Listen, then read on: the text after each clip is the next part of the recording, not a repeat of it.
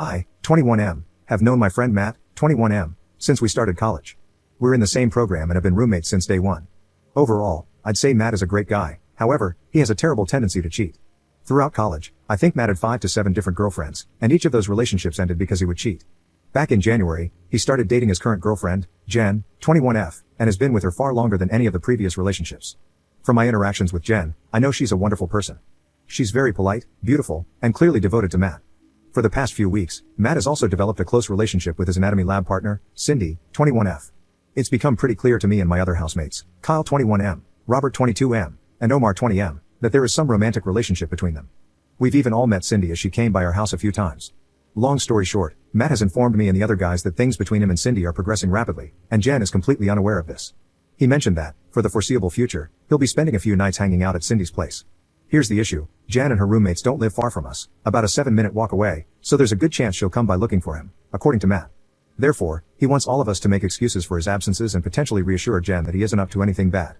Kyle and Robert are fully on board with this, considering it the bro code, but Omar is entirely against it, and while he hasn't said he'd tell Jen, he has refused to lie for Matt and has been urging him to end things with Cindy. I would say I'm more neutral. I don't think what Matt's doing is appropriate, but I don't think it's my place to tell Matt how to manage his relationships. I also told him that while I wouldn't seek Jen out and tell her what's going on, I wouldn't lie to her either about where he is and instead just say, I don't know. We all argued about this for a while, and the general gist of things is that Kyle, Robert, and Matt all think I'm sort of being a prick for not being more cooperative.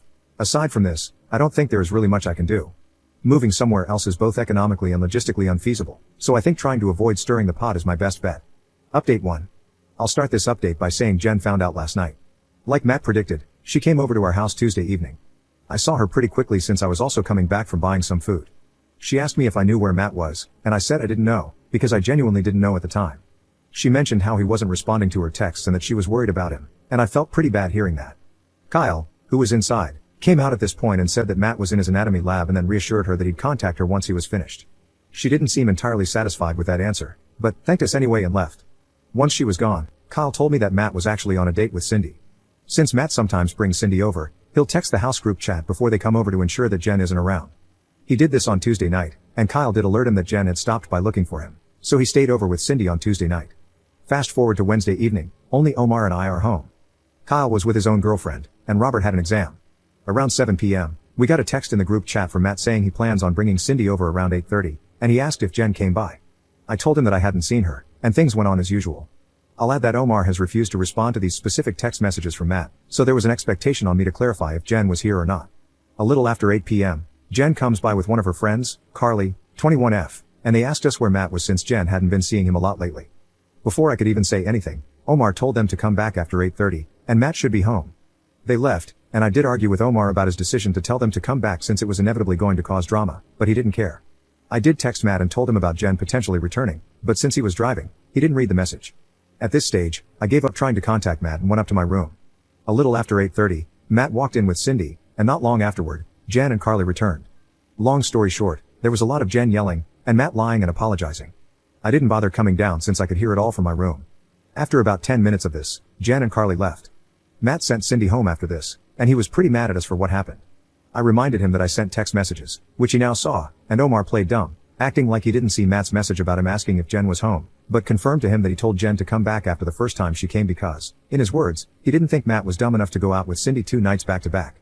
Robert and Kyle came home after this point, and I filled them in on what happened. There was definitely some tension in the house this morning as Matt thinks all of this could have been avoided had Omar been more helpful. He also partially blames Cindy for wanting to come over so often. Overall, Matt doesn't really seem to care that Jen found out and broke things off with him. He said that he'll try apologizing one more time, as he does prefer Jen to Cindy, and if she doesn't accept, he'll leave things as they are.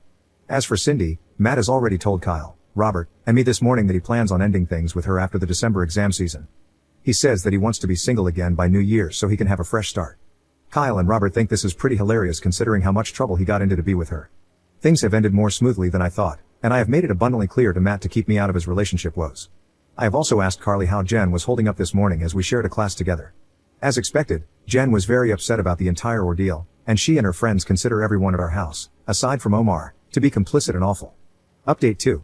I've been receiving a lot of DMs from people wondering how things turned out after the big reveal, so here's a quick recap. Jen did not accept Matt's apology.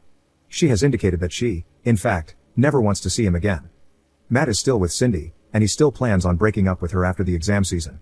According to him, Cindy is starting to feel pretty secure now that Matt is no longer with Jen, and has expressed her desire to form a serious relationship with him. While he does feel a bit guilty, he thinks it's best for both of them that he ends things with her before New Year's. Despite feeling guilty, or so he says, Matt has attempted to reactivate his Tinder account, but Kyle made him take it down. Kyle thinks it's too soon for Matt to do this since someone we know is bound to see him there, and according to Kyle, Matt needs to play up the angle that he's heartbroken about falling out with Jen. Kyle has smoothed things over with his girlfriend by claiming he had no idea Matt was cheating. Robert backed him up on this and said that nobody aside from Matt knew. While I did plan on telling Carly the truth about what was going on, considering how quickly Matt, Kyle, and Robert have been moving, I opted against this. Instead, I've told Carly that I also did not know about Matt's cheating. Yes, it's a lie, but since I was against Matt cheating, I don't think it's fair for me to go down with the ship, considering that both Kyle and Robert are getting off relatively scot-free. Apparently, I was convincing enough as Carly told me that while she herself doesn't think I'm so bad, Jen will need time to process what went down, so it's best to give her space. Again, I get it isn't the most appropriate measure, but I really don't think I deserve to be in the splash zone. Omar has expressed his strong disappointment in all of us, but at this stage, his voice has become ambient noise, according to Kyle. Fortunately, since I'm visiting my parents this weekend, I get to be away from the drama and hopefully any potential fallout. So, we'll have to wait and see if anything else happens, but I pray the worst is over. Update 3. There have been a few developments since my last post, and before you ask, no, I haven't told Kyle's girlfriend anything for obvious reasons. Firstly, I don't want to ruin my housing situation. Second, it'd be my word against Kyle's, Matt's, and Robert's, so she probably wouldn't believe what I have to say. Also, I've started seeing a new girl myself, and things are going smoothly. Snitching on Kyle would probably ruin that as well. I asked Omar privately if he was going to blow the whistle on Kyle, but he didn't give me a particularly straightforward answer. He's hard to read, so I don't know what he'll do. Kyle has begged him not to say anything, so we'll see how that holds. I'm guessing Omar has probably already told the girl he likes about the entire situation. They act like a married couple despite not really dating, so if he knows, she probably knows as well, which does put Kyle at some risk of being found out, but this is only speculation and not my problem. Matt's plan to dump Cindy and be single by the new year has completely fallen apart. As you may recall, Cindy is Matt's lab partner, and the anatomy class they're taking is a full-year course.